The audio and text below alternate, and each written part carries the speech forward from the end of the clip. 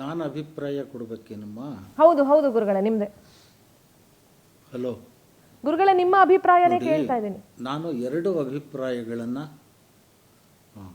ನಾನು ಬಹಳ ಸ್ಪಷ್ಟವಾಗಿ ಹೇಳ್ತೇನೆ. 3 ಅಂಶಗಳನ್ನು ಹೇಳ್ತೇನೆ, ಮೂರೇ ಅಂಶ ಅಷ್ಟು. ಆ ಅಭಿಪ್ರಾಯ ಹೇಳಿ ನಾನು ಮತ್ತೆ ನನ್ನ ಬೇರೆ ಜವಾಬ್ದಾರಿ ಇದೆ, ನಾನು ಹೋಗ್ತೇನೆ. ಏನು 3 ಅಂಶ ಅಂದರೆ, ಸಿದ್ದರಾಮಯ್ಯನವರು ಸಮರ್ಥ ಆಡಳಿತಗಾರರು, ಜನಪರ ಯೋಜನೆಗಳನ್ನು ಕೊಟ್ಟಿದ್ದಾರೆ. ಮೊದಲನೆಯ ಅವಧಿಯಲ್ಲಿ 100ಕ್ಕೆ 100ರಷ್ಟು ಸಮರ್ಥವಾಗಿ ಆಡಳಿತವನ್ನು ನಿರ್ವಹಿಸಿದ್ದಾರೆ. ನಮ್ಮ ಕಾಲಘಟ್ಟದ ಉತ್ತಮ ಆಡಳಿತ ಕೊಟ್ಟಂಥ ಕೆಲವು ಜನ, ಬೆರಳೆಣಿಕೆಯ ಮುಖ್ಯಮಂತ್ರಿಗಳಲ್ಲಿ ಅವರೂ ಒಬ್ಬರು. ಎರಡನೇ ಅವಧಿಯಲ್ಲೂ ಕೂಡ ಅವರು ಸಮರ್ಥವಾಗಿ ಈ ಜವಾಬ್ದಾರಿಯನ್ನು ನಿರ್ವಹಿಸ್ತಾ ಇದ್ದಾರೆ. ಮತ್ತೊಂದು ಸಣ್ಣ ಪುಟ್ಟ ಹಿನ್ನಡೆ ಇರ್ತದೆ, ತೊಡಕುಗಳು ಇರುತ್ತೆ. ಈಗ ಗ್ಯಾರಂಟಿಗಳ ಜಾರಿಗೆ ತಂದಿದ್ದಾರೆ. ಈಗ ಅದರ ಫಲ ಸಹಜವಾಗಿ ಒಂದು ಅಡ್ಡ ಪರಿಣಾಮಗಳು ಬೇರೆದರ ಮೇಲೆ ಆಗುತ್ತೆ. ಅಭಿವೃದ್ಧಿಗೆ ಸಣ್ಣ ಪುಟ್ಟ ತೊಡಕುಗಳಾಗುತ್ತೆ, ಆಗಲ್ಲ ಅಂತಲ್ಲ. ಅವರು ಪೂರ್ಣಾವಧಿಗೆ ಮುಖ್ಯಮಂತ್ರಿಗಳು ಅನ್ನುವಂತಹ ಭಾವನೆ ಜನರಲ್ಲಿತ್ತು ಅಷ್ಟೇ. ಈ ಅಧಿಕಾರ ಹಂಚಿಕೆಯ ಸೂತ್ರದಡಿ ಅವರು ಮುಖ್ಯಮಂತ್ರಿಗಳಾಗಿದ್ದಾರೆ ಅನ್ನುವಂಥ ವಿಚಾರ ಸ್ಪಷ್ಟತೆ ಯಾರಿಗೂ ಇರಲಿಲ್ಲ. ತೀರಾ ಈಚೆಗೆ ಶಿವಕುಮಾರ್ ಅವರು ಹೇಳಿದರು, 4-5 ಜನರಿಗೆ ಮಾತ್ರ ಈ ವಿಷಯ ಗುರುತಿರ್ತಕ್ಕಂಥದ್ದು, 4 ಗೋಡೆಗಳ ಮಧ್ಯೆ ಈ ವಿಚಾರ ಚರ್ಚೆಯಾಗಿರೋದು ಅಂತ. ಆಮೇಲೆ ಈಗ ಏನು ಪ್ರಮುಖವಾದಂಥ ಒಂದು ಅಂಶ ಪ್ರತಿಪಾದನೆ ಆಗ್ತಾ ಇದೆ, ಏನು ಅಂತ ಹೇಳಿದರೆ, ಮಾತು ಕೊಟ್ಟಿದ್ದಾರೆ, ಮಾತಿಗೆ ತಕ್ಕಂತೆ ನಡೆದುಕೊಳ್ಳಿ ಅಂತ. ಈ ವಿಷಯ ನಮ್ಗೆ ಯಾರಿಗೂ ಗೊತ್ತಿಲ್ಲ. ನಾನು ಬಹಳ ಸ್ಪಷ್ಟವಾಗಿ ಹೇಳ್ತೇನೆ.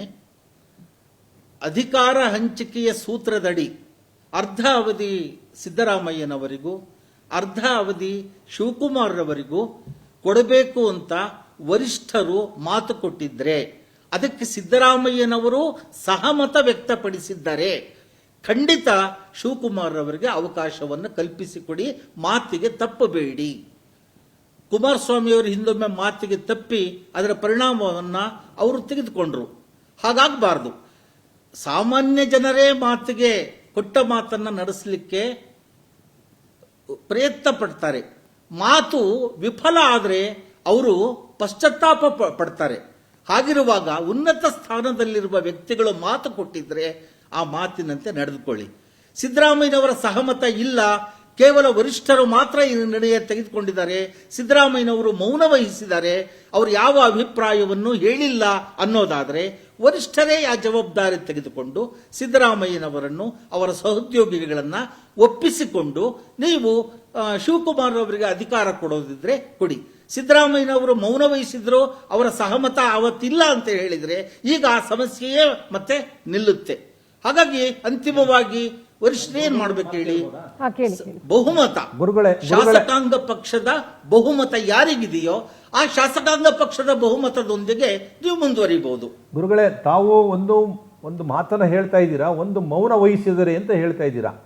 ಈ ಸಭೆಯಲ್ಲಿ ತೀರ್ಮಾನ ಮಾಡುವಾಗ, ಚರ್ಚೆ ಮಾಡುವಾಗ, ಒಂದು ಡಿಸಿಷನ್ ತಗೊಂಡಂಥ ಸಂದರ್ಭದಲ್ಲಿ ಎಲ್ಲ ವ್ಯಕ್ತಿಗಳು ಒಪ್ಕೊಂಡು ಮೌನ ಇರೋದ್ರಿಂದ ಅದು ಒಪ್ಪಿಗೆ ಆಗದೆ ಅಂತಲೇ ಅರ್ಥೈಸಬೇಕಾಗ್ತದೆ. ಯಾಕೆ ಅಂತಂದರೆ ಯಾವುದೇ ಒಂದು 4 ಜನ ಇದ್ದಂತಹ ಸಂದರ್ಭದಲ್ಲಿ ಯಾರು ಮೌನ ವಹಿಸಲ್ವೋ ಅವರು ಪ್ರತಿಭಟಿಸ್ತಾರೆ. ಇಲ್ಲ ಸ್ವಾಮಿ, ನನಗೆ 5 ವರ್ಷ ಬೇಕು ಅಂತ ಹೇಳುವಂಥ ಅವಕಾಶನ ಡಿ.ಕೆ. ಶಿವಕುಮಾರ್ ಅವರು 2 ವರ್ಷ ಆಗಲಿ, 2.5 ವರ್ಷ ನಾನು ಆಗ್ತೀನಿ, 2.5 ವರ್ಷ ಸಿದ್ದರಾಮಯ್ಯನವರು ಆಗಲಿ ಅಂತ ಮೊದಲು ಮಾತಾಡಿದಂಥ ಸಂದರ್ಭದಲ್ಲಿ ಇವತ್ತು 2.5 ವರ್ಷ ಸಿದ್ದರಾಮಯ್ಯನವರು ಆದ ನಂತರ ಇವತ್ತು 2 ವರ್ಷ ಮತ್ತೆ ಅಧಿಕಾರ ಬಿಟ್ಕೊಡ್ಬೇಕು ಅಂತ ಹೇಳಿ ಈ ಒಂದು ವ್ಯವಸ್ಥೆನ ಕ್ರಿಯೇಟ್ ಆಗ್ತಾ ಇರೋದು ಎಲ್ಲೋ ಒಂದು ಕಡೆ ಜನ ಅಸಾಮಾನ್ಯರಲ್ಲಿ ಒಂದು ಗೊಂದಲವನ್ನು ಸೃಷ್ಟಿ ಆಗ್ತಾ ಇದೆ. ನಮ್ಮ ಕಾಂಗ್ರೆಸ್ ಹೈಕಮಾಂಡು ಕೂಡ ತೀರ್ಮಾನ ತಗೋಬೇಕಾಗ್ತದೆ. ತಮ್ಮಲ್ಲಿ ಅದಕ್ಕೆ ನಾವು ಮನವಿ, ತಾವು ಯಾವುದೇ ಸ್ವಾಮೀಜಿಗಳ ಬಗ್ಗೆ ತಾವು ಕೇಳೋದ್ರಲ್ಲಿ ಹಕ್ಕದೆ. ಯಾಕೆಂದರೆ ಸ್ವಾಮೀಜಿಗಳು ಬಂದಿರ್ತಕ್ಕಂಥವರು ಕೂಡ ಭಾಳ ಜನ ಭಕ್ತಾದಿಗಳು ಬಂದು ತಮ್ಮನ್ನು ಎಲ್ಲ ಸ್ವಾಮೀಜಿಗಳನ್ನು ಕೇಳ್ತಾರೆ. ಆದರೆ ಮಾತುಕತೆ ಆಗಿರೋದು ಇನ್ನರಲ್ಲಾದಾಗ ಡಿ.ಕೆ. ಶಿವಕುಮಾರ್ ಅವರು ಮೊನ್ನೆ ಮಾತಾಡಿದ್ದಾರೆ, ನಾವು 4-5 ಜನಕ್ಕೆ ಮಾತ್ರ ಗೊತ್ತಿರೋದು ಇದು, ಇನ್ಯಾರಿಗೂ ಬೇರೆಯವ್ರು ಗೊತ್ತಿಲ್ಲ ಅಂತಕ್ಕಂಥ ಮಾತನ್ನು ಹೇಳಿದ್ದಾರೆ. ಅದನ್ನ ನೀವು ಹೇಳ್ಬೇಕಾಗಿತ್ತು. ನೀವು ಹೇಳೋದೇನಂತಂದ್ರೆ, ಸ್ವಾಮೀಜಿಯವರು ಹೇಳೋದಂತಂದ್ರೆ, ಪ್ರಮಾಣ ವಚನ ಸ್ವೀಕಾರ ಮಾಡುವಾಗ ಇಲ್ಲ ಡಿ ಕೆ ಇವರು ಸಿದ್ದರಾಮಯ್ಯನವರು 2 ವರ್ಷ ಮಾತ್ರ ಮುಖ್ಯಮಂತ್ರಿ, ಇನ್ನು 2 ವರ್ಷ ಆದ್ಮೇಲೆ ಡಿ ಕೆ ಇವರು ಮುಖ್ಯಮಂತ್ರಿ ಅಂತ. ಗುರುಗಳೇ, ಅವರು ಆಡಿಟರ್ ನಾಗರಾಜ್ ಅವರು ಒಕ್ಕಲಿಗ ಸಂಘದ ಮುಖಂಡರು ಮಾತಾಡ್ತಿದ್ದಾರೆ ನಿಮ್ಮ ಜೊತೆಗೆ. ನೋಡಿ ನಾಗರಾಜ್, ಹೇಳಿ ನನ್ನ ಅಭಿಪ್ರಾಯ ಇಷ್ಟು ಸ್ಪಷ್ಟವಾಗಿ ಹೇಳಿದೀನಂದ್ರೆ ನೀವ್ ಯಾರೋ ಅಂತ ಅಭಿಪ್ರಾಯಕ್ಕೆ ಬರ್ಲಿಕ್ಕೆ ಸಾಧ್ಯ ಇಲ್ಲ. ಹೇಳಿ ಸುಮಿತ್. ರೀ, ಮಾತು ಕೊಟ್ಟಿದ್ರೆ ಮಾತಿನಂತೆ ನಡ್ಕೊಳ್ಳಿ. ಮಾತು ಕೊಟ್ಟಿಲ್ಲ, ಸಿದ್ದರಾಮಯ್ಯನವರ ಸಹಮತ ಇಲ್ಲ ಅಂತ ಹೇಳಿದ್ರೆ ಶಾಸಕಾಂಗ ಅಭಿಪ್ರಾಯದ ಬಹುಮತವನ್ನ ಪಡ್ಕೊಂಡು ಮುಂದುವರಿರಿ. ಎಷ್ಟು ಸರಳವಾಗಿದೆಯಲ್ಲ, ಅಲ್ಲ ಸತ್ಯ, ಎಷ್ಟು ಸರಳವಾಗಿದೆ.